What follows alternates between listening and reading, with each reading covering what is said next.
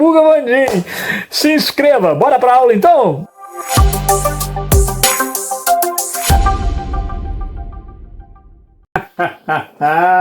Muito bem, olha a gente aí, hein? Na 13ª parte. Quem diria, hein? Outro dia mesmo a gente estava na 12ª.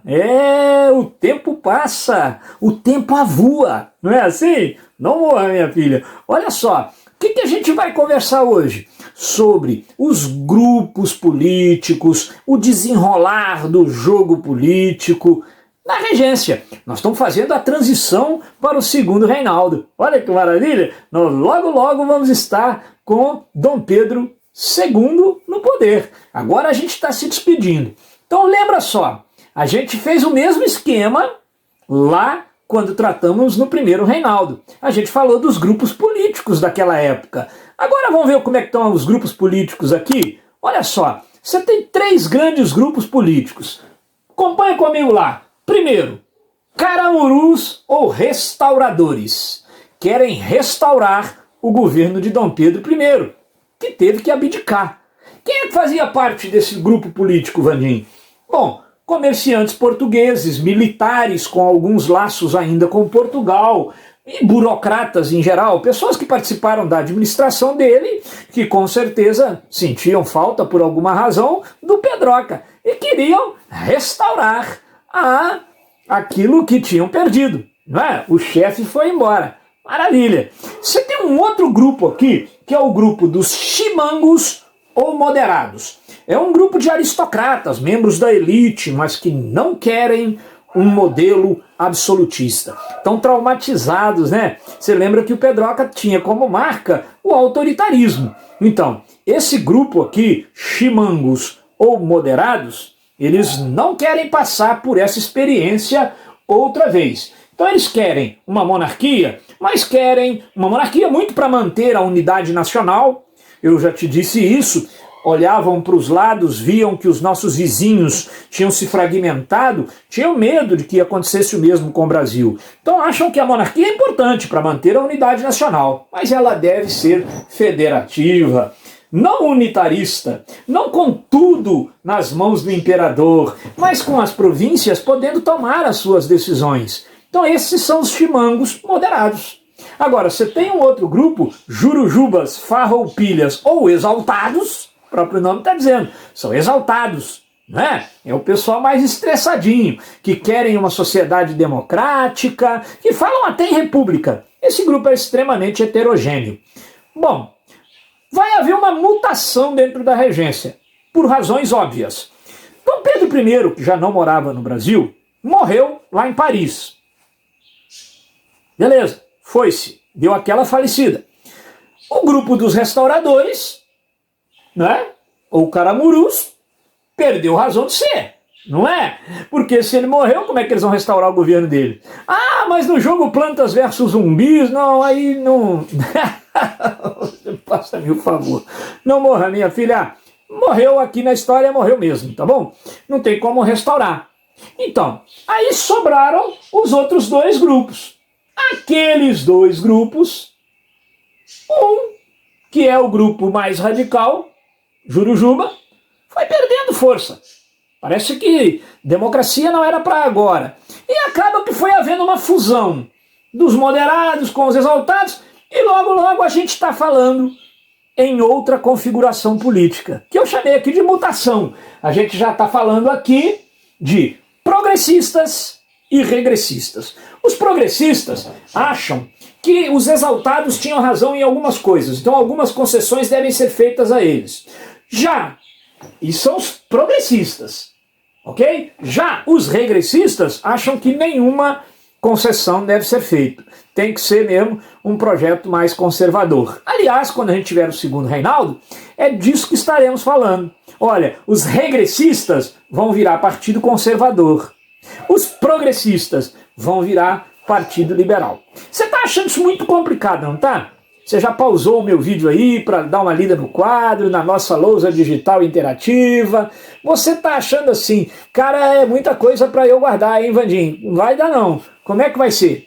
Bom, para isso nós temos o nosso aliado, hein? O exercício. A gente vai fazendo exercícios até essas coisas ficarem mais claras para nós. Tá legal? Então vamos aguardar aí, na hora que o Vandinho propuser o exercício, você cai matando, que isso aos poucos vai se transformando em algo muito claro, nada misterioso, porque não é de fato, tá bom?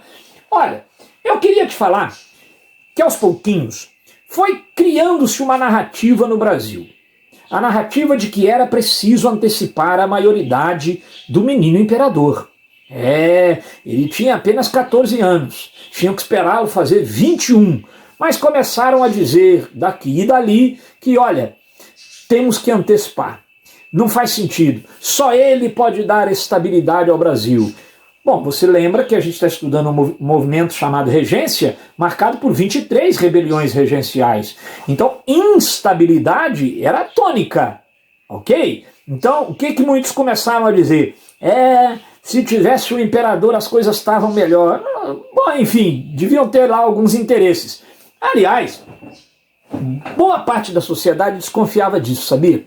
Dizia assim, esses liberais, com essa história de antecipação da maioridade, não me engana não. Eu acho que eles querem aproveitar que ele tem 14 anos para dar as cartas no governo. Esses liberais não dão ponto sem nó. Pois é, eu sei que formaram o chamado Clube da Maioridade ou Sociedade da Maioridade. Aos pouquinhos a imprensa foi aderindo. O grupo dos conservadores aceitou fazer um acordo pelo qual supostamente liberais e conservadores, regressistas e progressistas se alternariam no poder, e aí com o apoio da imprensa era só a Câmara dos Deputados autorizar para tudo ser feito dentro da lei. Só que a Câmara não autorizou. A Câmara disse, olha, a gente até concorda com a antecipação, mas para os 18 anos. Vocês vão ter que esperar ainda 4. Aqui que os liberais aceitaram. Não aceitaram. Botaram fogo no negócio, insuflaram o povo contra a Câmara e assim deu-se o golpe da maioridade. Pressionado, o Senado teve que aceitar. Consultado, o menino Pedro, 14 anos, não é? Ainda na fase de jogar videogame, hein? Ele aceitou também. E aí os liberais falaram, bom, então tá tudo aceito, tá tudo resolvido. No dia 23 de julho, já tendo sido criado até um ministério para cuidar dos assuntos internos do Brasil, o Ministério da Maioridade, formado por quem? Por figuras liberais da época, os irmãos Andrada, os irmãos Cavalcante. Então aquele grupo que desconfiava que os liberais queriam a antecipação da maioridade do imperador para poder manipulá-lo, esse grupo aqui ganhou agora munição. Diziam, viu, olha lá, o que eu falei com você? Já tem até um Ministério da Maioridade, formado por quem? Pelos espertinhos, que são os que vão governar. Pois é, 23 de julho de 1840, aos 14 anos, tínhamos um novo imperador, Dom Pedro II. O que aconteceu logo de cara? Os liberais vingaram-se da Câmara. A Câmara negou, né? Falou que só podia ser com 18 anos. Vingança. Eles dissolveram a Câmara, convocaram novas eleições e tumultuaram as eleições. Elas até entraram para a história com o nome de Eleições do Cacete. Porque muitos historiadores dizem, olha, em todo canto houve quebra-quebra. Promovido pelos liberais, que queriam tumultuar as eleições para poder assumir a maioria na Câmara. E conseguiram, tá? Logo, logo eles eram maioria na Câmara. Então aquele grupo, de novo, hein, que dizia, os liberais só querem se aproveitar da situação. Esse grupo agora estava dizendo, eu falei com você, Terezinha. Eu não falei? Aí...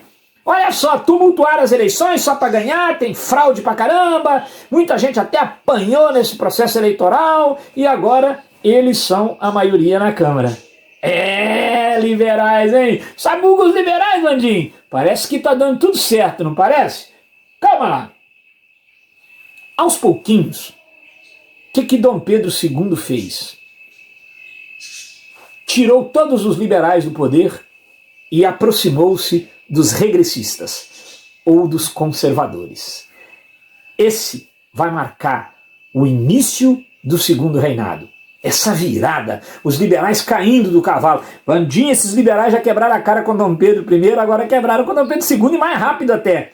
Pois é. Por isso que agora, a partir de agora, a gente começa a ler Segundo Reinaldo, e aí você vai ver que no Segundo Reinaldo, logo no início, há revoltas liberais por todo o Brasil.